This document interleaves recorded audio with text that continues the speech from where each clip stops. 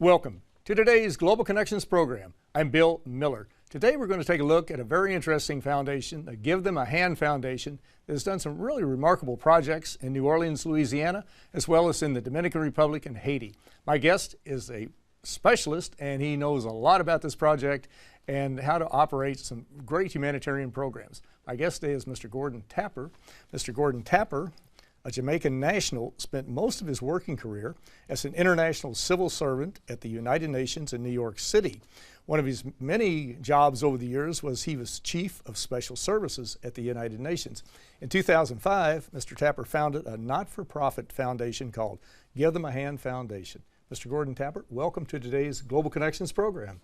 Thank you very much, Bill, and thank you for inviting me onto your Global Connections. I appreciate you being with me. You've had a really interesting career. We could probably spend the whole period on just talking about your stint at the United Nations, but I'm really curious. One of the activities that you spearheaded while you were at the UN for 15 years, you were head of special events. That meant you were involved in setting up, working with people to set up luncheons, concerts, political activities, just a variety of things. You met undoubtedly hundreds, if not thousands, tens of thousands maybe, of world leaders and folks like that.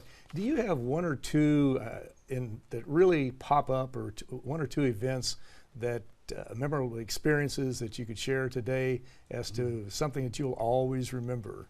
Oh, well, you mentioned special events and concerts. Let me tell you that I produce events with Pavarotti, Bono from U2, Ziggy Marley, wide range of performance. And they all have their idiosyncrasies and their demands. I recall with Pavarotti, for instance, just an hour before he had to perform, he needed, I think it was a dozen towels. And I had to send someone out, special towels with special fabric for him. And we have to send someone down to Macy's to get them back. Most of the artists have their special needs. But with regard to world leaders, for instance, there are two things that stood out in my memory. I recall the 50th anniversary of the UN, we had a massive photo shoot in the ECOSOC chamber. A huge stage was built at the rear of the ECOSOC chamber. And close to 190 heads of state and heads of government and kings were present. And what was really very interesting to me was to watch former president of Cuba, Fidel Castro, on one side, and former president of the United States, Bill Clinton, on the other side. And it appeared that President Castro was determined to shake President Clinton's hand, and he kept walking across, and you could see him making his way across, and you could see Bill Clinton, President Clinton, making his way across in the opposite direction. So I recall that, and it was rather interesting. I remember another incident, I wouldn't call it an incident, an occurrence. It was during the high-level session of the General Assembly when the heads of state were here.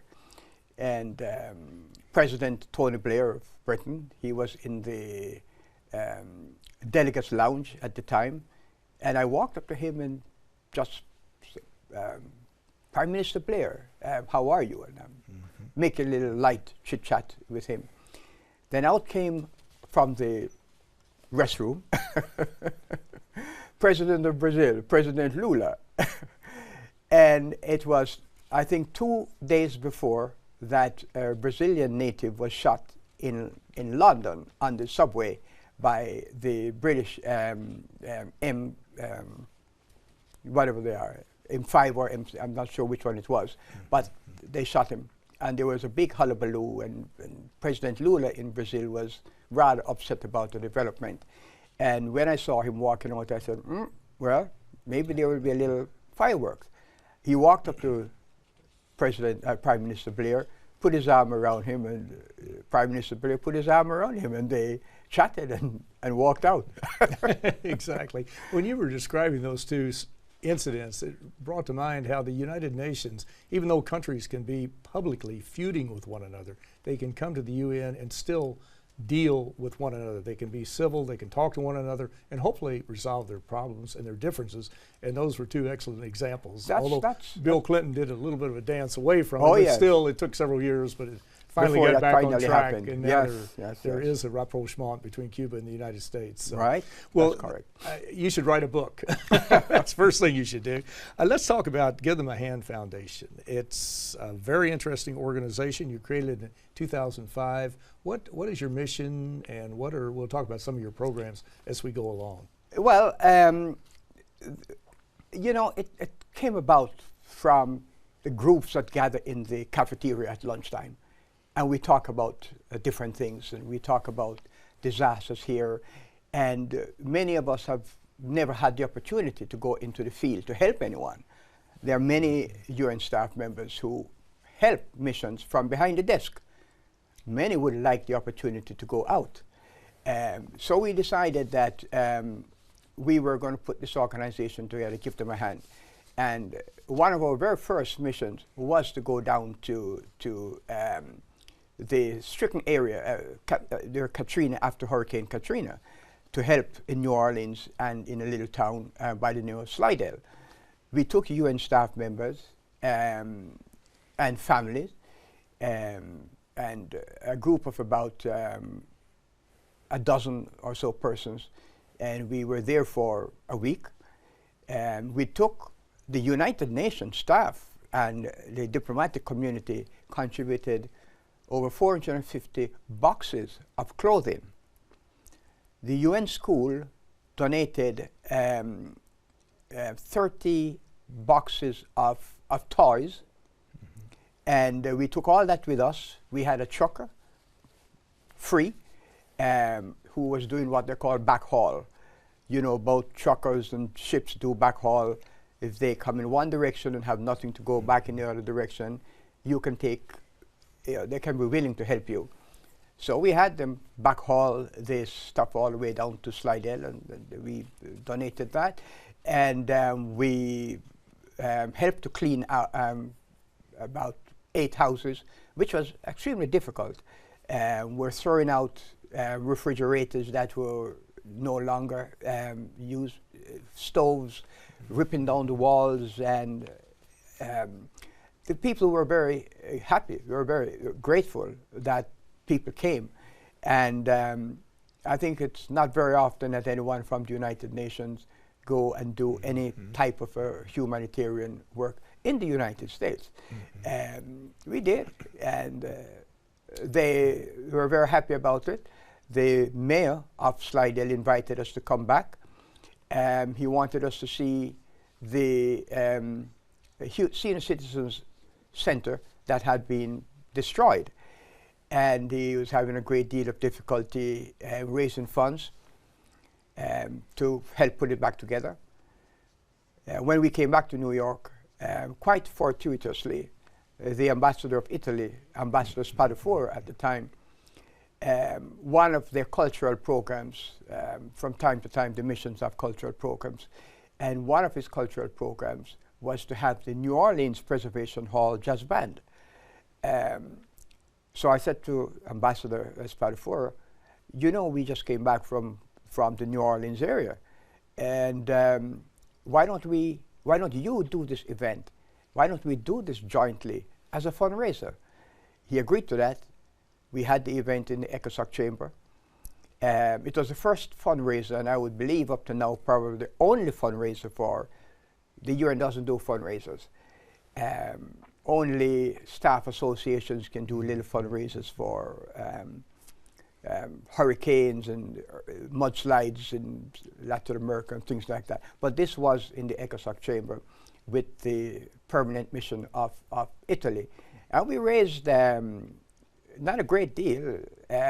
We were able to donate about $12,000 to help with the rebuilding of the Senior Citizens Center.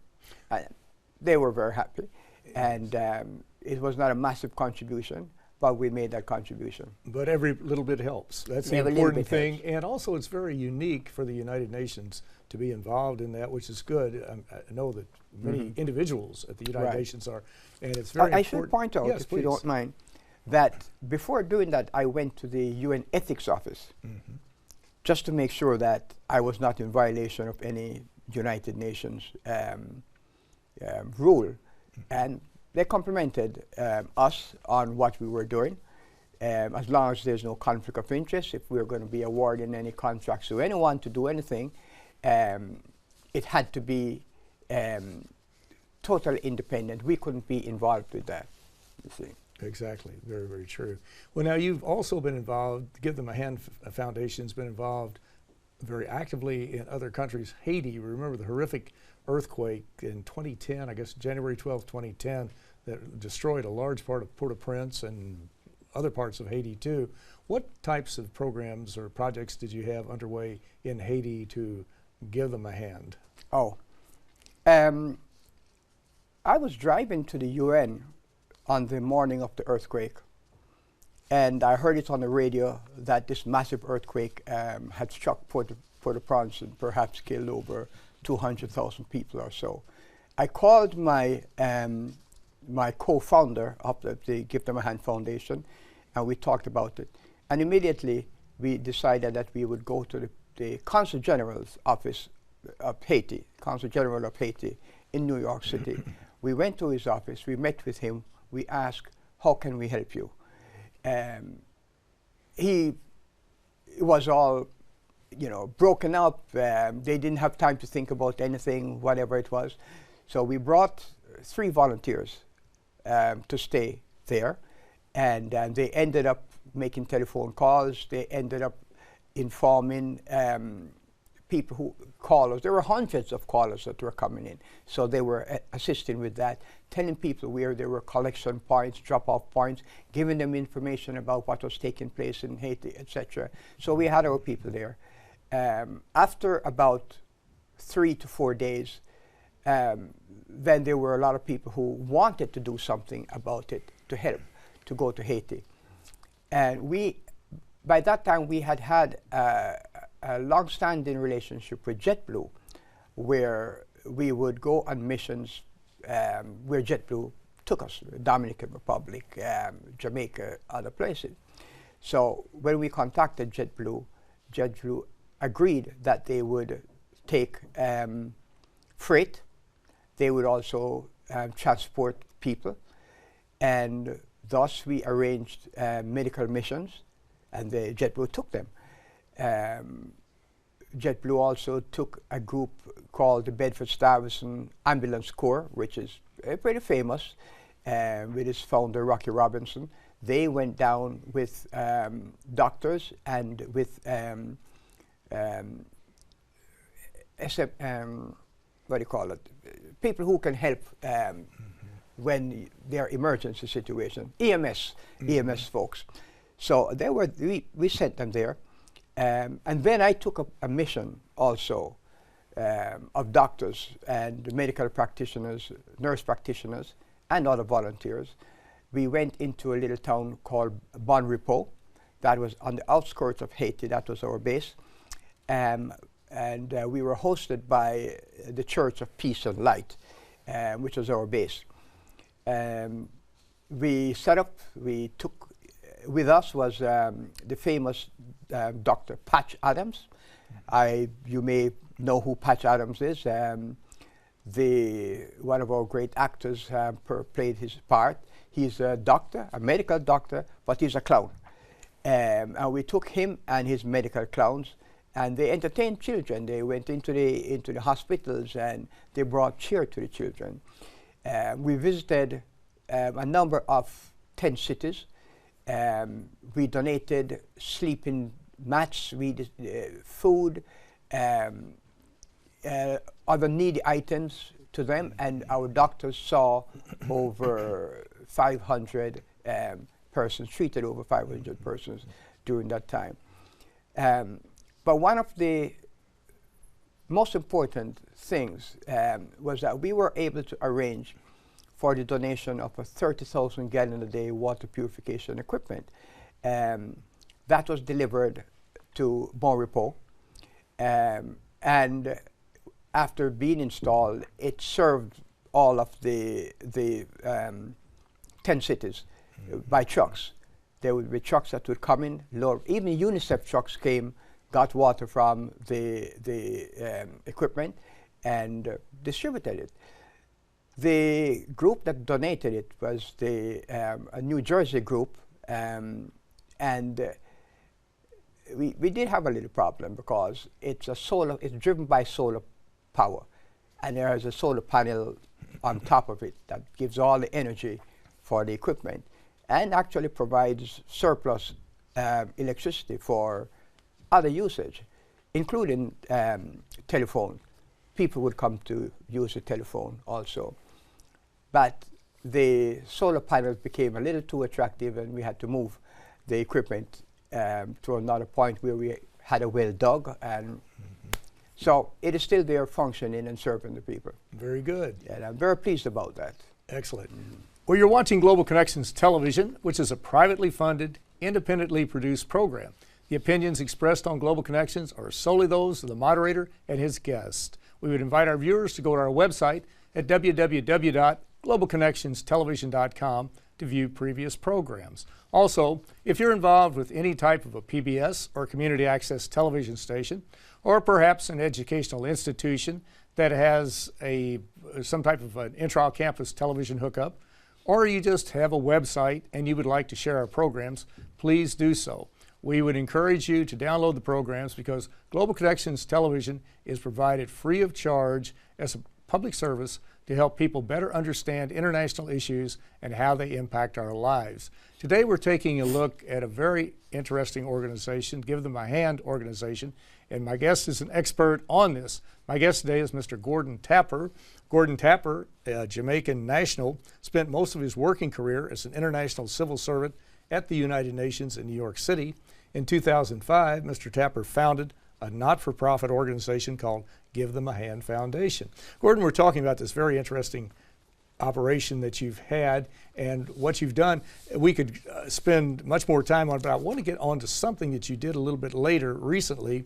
Just in July of this year, you had a meeting at the Africa Center to discuss mobilizing African diaspora action amongst folks who are part of the diaspora. Tell me a little bit about that. Mobilizing Africa Diaspora Action, MADA, M-A-D-A, we call it the MADA project. And we've been developing this project for several months now. What we want to do is to showcase people from African descent. This is the decade for people of African descent. And this is part of the activities from our perspective. We have 3 major components to this program. We are putting together a number of conferences that will be of benefit to people, for Africans, African immigrants, to people of African descent, whether they're here in the United States, to the CARICOM countries, Brazil, Colombia, Panama, like I said, countries that have a large number of persons of African descent. And the idea is we will be having these conferences that will address needs that are particular to these people, especially those in Africa. We'll have in the United Nations on water, there has been proposed a trans-African pipeline that we want to bring people together to discuss, running through the Sahel region. And it would be serving about 13 countries, all the way from over by Ethiopia, all the way over to West Africa. And the estimated population in that region, in that belt, would be approximately 35 million people. And so we want to explore that. We will be having conferences at Columbia University, NYU, and one will be hosted at we hope that the Downstate Medical Center will agree to host this one on medical issues, particularly in Africa, on addressing vector-borne diseases, malaria, Ebola, and such diseases. That is one component. The other component is an exposition. We are planning on having this exposition at the Javits Center. Discussions have already begun, where we invite the members of the African Union, the members of CARICOM, again, Brazil, Colombia, Panama, those countries, to exhibit their products, to speak about their tourism, to talk about their investment opportunities, make presentations on their investment opportunities. And this will take place, like I said, at the Javits Center. We are planning a massive publicity and marketing campaign. And we made a presentation about 6 months ago to the Manhattan Borough President, Gail Brewer, who is very excited about the project and has even promoted it with New York and Company and asked them to participate in it. Just about 2 or 3 weeks ago, she made a connection with the Africa Center, which is based on Fifth Avenue at 110th Street. And so we had this meeting with the Africa Center. The executive director is Ms. Dana Reed, who is very well, very proficient, very well-established manager. And the board of this organization, the chairperson of the board is Chelsea Clinton. The other board members are the daughter of Mo Ibrahim, you know who he is, and the daughter of Zangote, which is I think the wealthiest person in Africa. Those are some of the board members. And we made a presentation to them. They were very excited about this project. Oh, I didn't want to give you the impression that Chelsea Clinton, Zangote, and Mo Abraham were present. And the presentation was made to the borough president's people and to the executive director of the Africa Center. They were very excited about the project. They agreed immediately to partner with us on the project. And I can see this of great mutual benefit to both them and us. The third component of this is cultural expressions, where we will be having concerts, music, dance. We're looking to have an African descent film festival here in New York, book readings, fashion show. It sounds like a very ambitious project, and it is quite ambitious, but we are in the process of putting the team together, and we're going to do it. We have people who are really excited about that. We actually want the UN to get involved with it. And when I say get involved, I'm talking about in particular UNESCO. UNESCO and the BBC, you may know, are jointly producing a series on the history of Africa that goes into, it's an 8-part series that goes into the hidden or the lost kingdoms of Africa, the Kush Empire, things like that, that people do not speak about. Africans, people in the diaspora don't know a lot about these things, but these were great empires going back 5,000 years ago, 2,000 years ago, etc., before Christ. And so this BBC UNESCO program is going to be presented, and we are asking them to present this during this period, and I should say it's next year. Great, and we can learn more about it by going to your website at GTAH.org and get much more information on it. But Gordon Tapper, you've had a very illustrious career at the United Nations and also doing other activities. You were involved in sponsoring a major program at the United Nations, an event to deal with the Ebola virus, the Ebola outbreak. Also, you're involved in South Africa in 1994, yes, setting up the first all-race free elections in South Africa. But unfortunately, we're out of time, so we'll have to find out the next time we get together what happened to those two. But I want to thank you so very much for a very interesting and a very informative program. Thank you very much, Bill. My pleasure. Thank you for having me here. Thank you. I can't believe the time was gone by so quickly. Thank you. I'm Bill Miller. Thank you for joining us today on Global Connections Television.